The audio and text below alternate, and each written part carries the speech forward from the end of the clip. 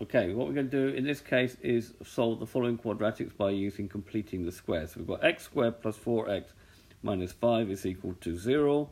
2x squared minus 8x minus 4 is equal to 0.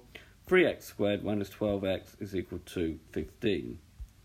Right, so this is why I like to do it. Got x squared plus 4x minus 5 is equal to 0. In completing the square, you take half of that term, and then you rewrite it as x plus 2 all squared. You don't write the squared there. The squared comes here. We've still got minus 5. It's still equal to 0. Now, in doing this process, if you expand this, you're going to get x squared plus 4x, and then you're going to get an extra 4. So the end bit here, 2 squared, you have added in too much. So to compensate here, you need to take away 4. And therefore, we're going to have x plus 2 all squared minus 9 is equal to 0. Right, now we just make x a subject, so we add 9 to both sides. That's just going to give me x squared all squared is equal to 9. The opposite of squaring is to take plus or minus the square root. So it gives me x plus 2 is equal to plus or minus 3, because we can actually take the square root of 9. And then I need to subtract 2 from both sides, so we're going to have x is equal to minus 2 plus or minus 3. So either x is minus 2 minus 3, that gives me minus 5, or x is equal to minus 2 plus 3, which gives me 1. B, 2x squared minus 8x minus 4 is equal to 0.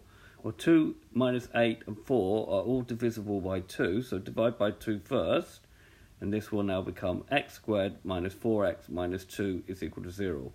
Again, you look at this number, you take half, and now you write down x minus 2 all squared.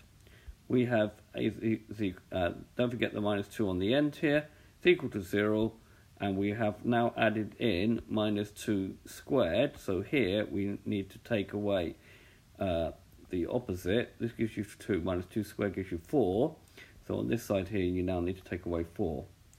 So you're going to get x minus 2 all squared minus 6 is equal to 0. Minus 2 minus 4 is minus 6. Add 6 to both sides. So you're going to get x minus 2 squared is equal to 6. Taking plus or minus the square root, you're going to have x minus 2 is plus or minus the square root of 6. You add 2 to both sides. You're going to get x is equal to 2 plus or minus root 6. In the last example, we've got 3x squared minus 12x is equal to 15. Now, you can keep the 15 there, but in order to do like the same thing, I'm going to rewrite it as equal to 0. So we're going to take 15 from both sides. So we've got 3x squared minus 12x minus 15 is equal to 0. Now, 3, 12, and 15 are also divisible by 3. So that gives x squared minus 4x minus 3 is equal to 0. We're going to look at this, we're going to take half again, and we're going to rewrite it as x minus 2, because half of the minus 4 is minus 2, minus 3 equal to 0, and now we have added in minus 2 all squared to get 4, so here we have to subtract 4. So now we get x minus 2 all squared minus 7 is equal to 0.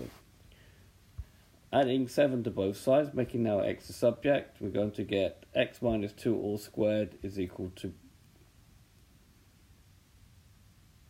7. And then taking the plus or minus square root of both sides, we get x minus 2 is plus or minus root 7. Adding 2 to both sides, we get a final answer of x being equal to 2 plus or minus root 7. So this has been a video to show you how to solve quadratics using completing the square method. Okay, and I hope you've understood, and I thank you very much for watching.